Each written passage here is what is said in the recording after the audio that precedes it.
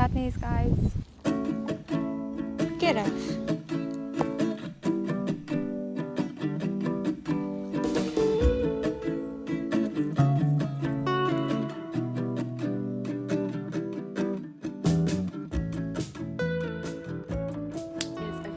Day here in Sheffield today, so I'm trying to bring a little bit of sunshine into the plot by harvesting some of this Rebecca, and it's absolutely beautiful, this Rebecca.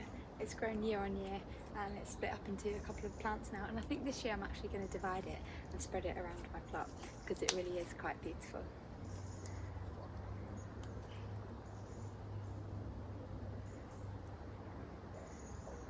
So I'm just snipping these off as far down as possible, and the stems are actually pretty long on these, and I'm just popping them straight into a little bucket of water because I'm not going to be going home for a good few hours. I've got quite a lot of harvesting to do here on the plot today. Some courgettes, I've got lots of cabbage leaves, lots and lots of herbs and lots of flowers as well, some calendula, some chamomile, some more Rebecca, some dahlias as well. And I think I've also got lots of seeds to harvest, some poppy seeds, some hogweed seeds, maybe some teasel, and I've got lots of blighted tomatoes to get rid of. So I'm going to be getting on with a few little much needed September jobs today.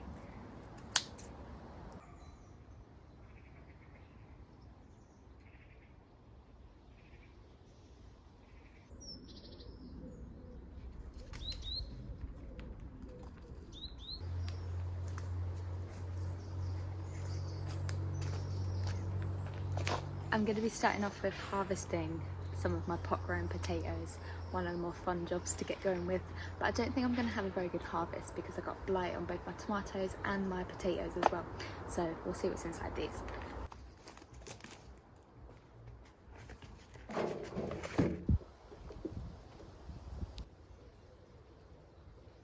Yeah, they are tiny.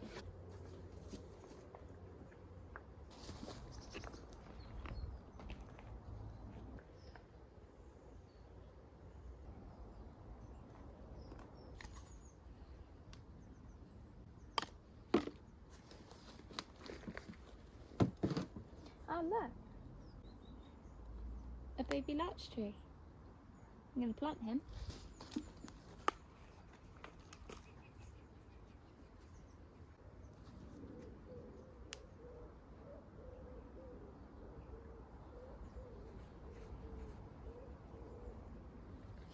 Got a larch tree. Right, let's see what's in this bucket.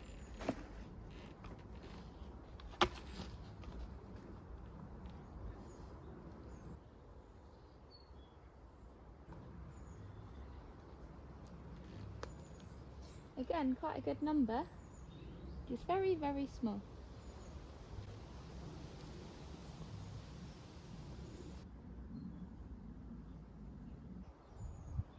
Loads of slug eggs. Looking about the same for each bucket so far. So that is the final harvest from all of those buckets, which is pretty poor, to be honest with you. And I think next I'm going to harvest one of my beds that is just over there, another blighted bed, to see the difference in the ground potatoes and the pot potatoes.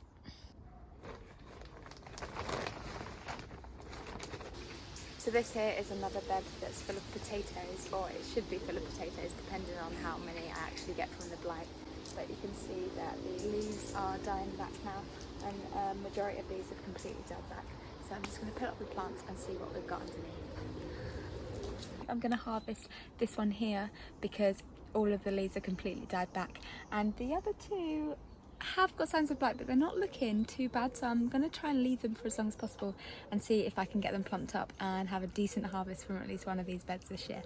So these are already looking a lot better size than the pot grown ones, and I think I've pulled them up at the right time because they're just starting to get a little bit of scab on the skin there.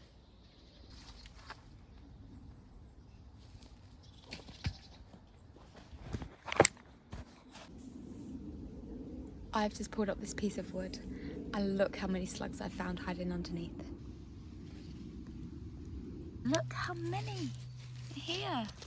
Hang on. Right, slugs removed. Let's see how many potatoes we've got in here.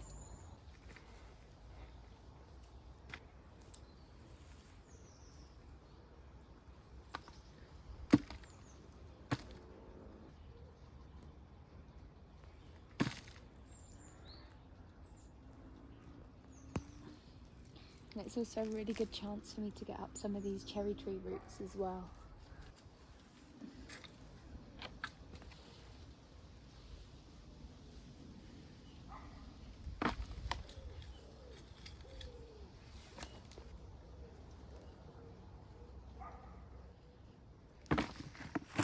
We are due about 4 days of heavy rain, so I'm going to be cutting quite a few of my flowers today. These courgette plants I got in quite late in the ground and they are just starting to take off now. Got some nice little fruits on there. I think I'm going to harvest these in maybe a day or two when they get a little bit bigger. But I have harvested a few already. We've got some more over here. And then some lovely fruits starting to come up on these late planted squash plants as well.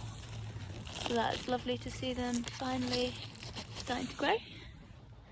I've got a couple of little squash down here as well. I'm going to be harvesting him today. And Bobby.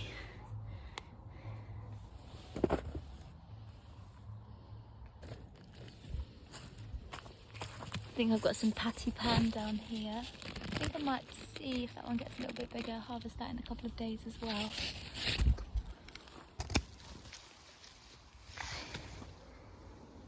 It's a lovely little patty pan.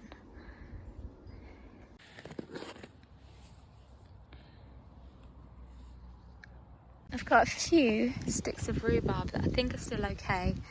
This is quite a healthy crown, so I'm going to take a couple of the bigger ones from this. Got quite a few sticks there. This will probably be turned into some sort of stewed rhubarb for breakfast at the retreats next month. I like to make all of my own homemade jars and spreads and pickles and stuff, and the breakfast is like a lovely spread full of lots of different types of jams and nut butters and fresh fruits and vegetables and stuff that I've grown in my allotment. This mugwort is all ready to harvest now. Can you see it's just starting to come into flower, and I'll be using this for smudge sticks and also for incense making as well, and to decorate the venue as well. Turn it into some table decorations and some little garlands. Be quite nice. I'm going to get some of these chives harvested, and I think I'm going to make this into a nice pretty chive vinegar. It always looks quite nice on the table, doesn't it? The chives in my herb spiral as well are all starting to flower. I've got quite a lot of herbs to harvest in here, but I think I might save that for another day and do just a big herb harvest instead. It's lovely to see the autumn raspberries back. Been having lots and lots of pickings from these the past couple of weeks. After not having any strawberries in summer because of the rats, I was quite hyped to see some little tiny strawberries ripening on this plant. But yeah, they've got their first again. As much as I love the pom-pom dahlias, I mostly grow these open dahlias because it's just better access for the bees. They do love it. I love the colour of these dahlias.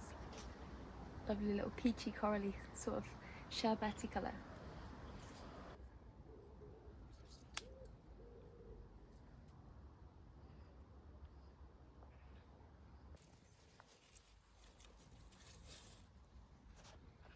Right, so next we need to go and sort out these blighted tomatoes. I've just harvested what's left on the plants, and I did harvest most of those a few days ago. But let me actually take you back to when I first got blight. I have just found blight. I'm just taking a little breather before I go and investigate any further. I'm about 90% sure it is blight, but let's go and have a look.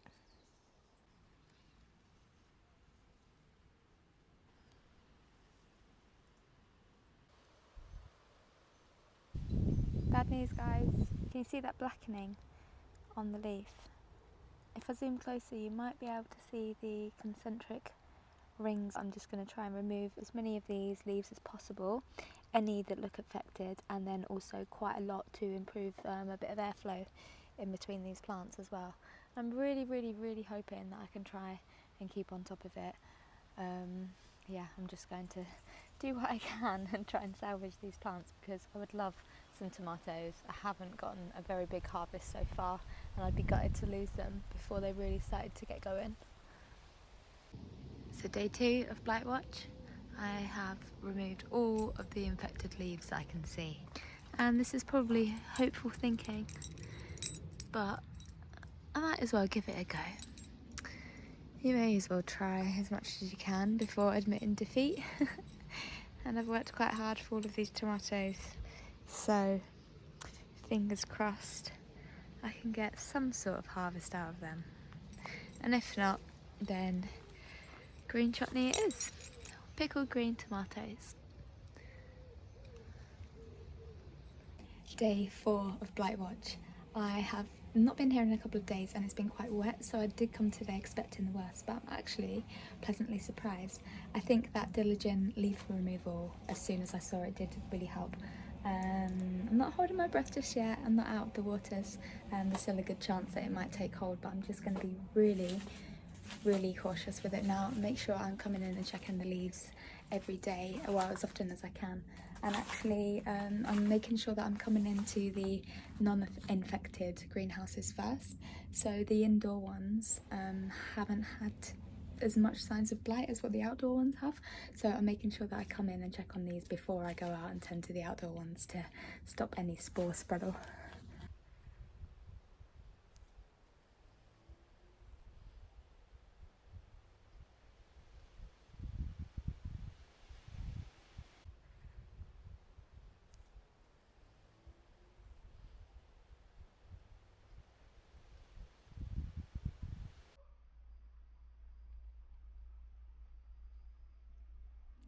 Well, these are the little tomatoes that I just left, and you can see, hang on, let me show you. You can see how these are blemished and these won't be any good. You can actually tell just before they start to blemish because they don't actually get very juicy. They stay quite kind of like tough and leathery rather than looking quite plump like the healthy tomatoes. So these will just be going in the compost bin. So unless blight spores have actually got some living tissue to host, then they die off within a couple of weeks.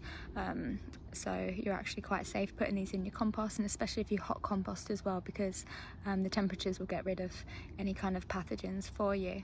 So yeah, I do actually put this straight into my compost.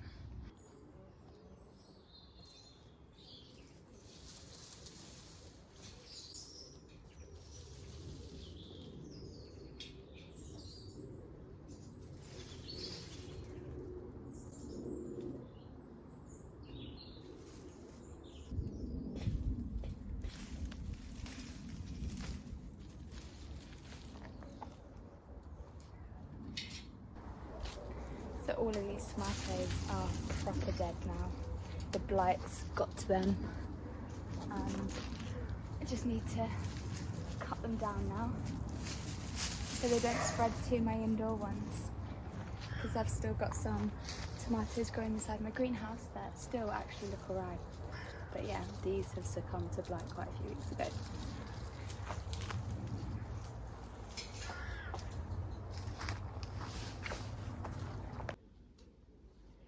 I wonder if that's the blight making that deformed like that.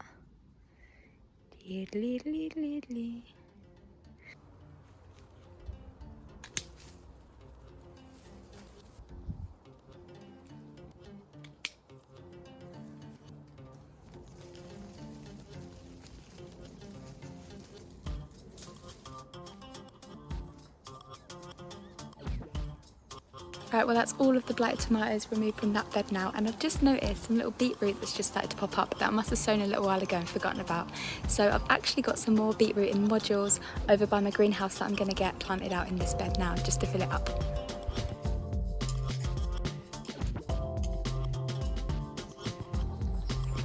These are the Detroit beetroot, and I've multi-sown these, probably about 3 or 4 seeds per cell tray.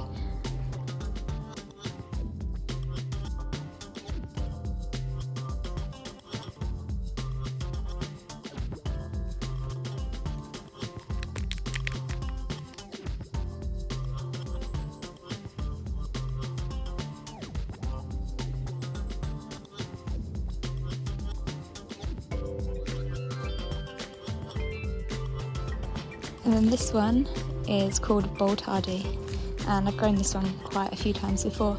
It's a very reliable, good beetroot, this one.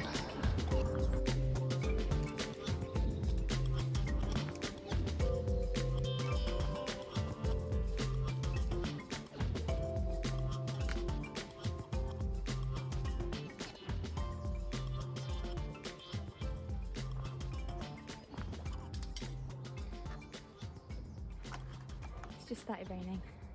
It's quite nice though. Don't mind a little bit of rain. So the bed's looking a lot tidier now, a lot less diseased. And I give a little bit more room for these bits here to grow as well. So down here I've got my courgettes that are growing nice. Lots have already gone into the freezer for storage. So much lemon balm popping up in the corners of every single bed, but I'm making the most of it.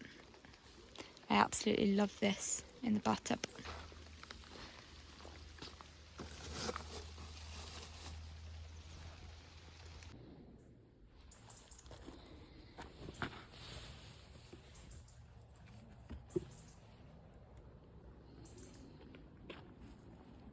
Look what happened to my squash. We had a lot of dry weather and then we had about 72 hours of torrential rain and my squash exploded. And now it's just a little habitat for the animals and the insects and the slugs. They all live happily inside here now, and it's a little house. So I shall just leave this here, little sacrificial squash for them. That would have been a little nice one too. And then I got one here that's not going to get any bigger, so I'm going to cut him off.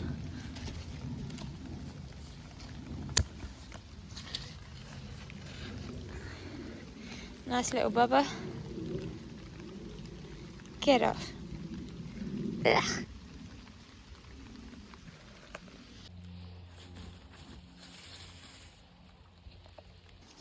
Can you hear the rain coming down now? It's actually quite nice. Last couple of bits to harvest. I wanted to harvest these little pears before the squirrels do. This is a little tiny one, but there's a couple of bigger ones up here. That one that I said looks like a butt, but my friend Tom said looks like a nice, perfect pair of balls. What do you reckon? A butt or balls? This pear is just out of my reach, but I don't want to shake the tree because it's directly under my pond. I'm going to try and grab it.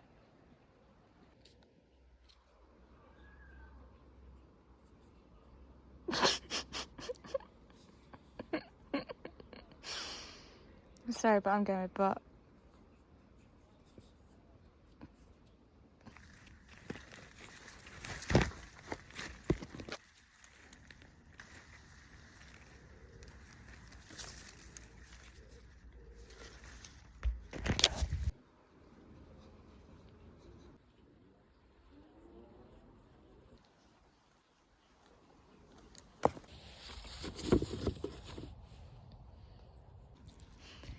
I'm so sad because that little tin of raspberries that I picked I left out on the side and a magpie came and stole them.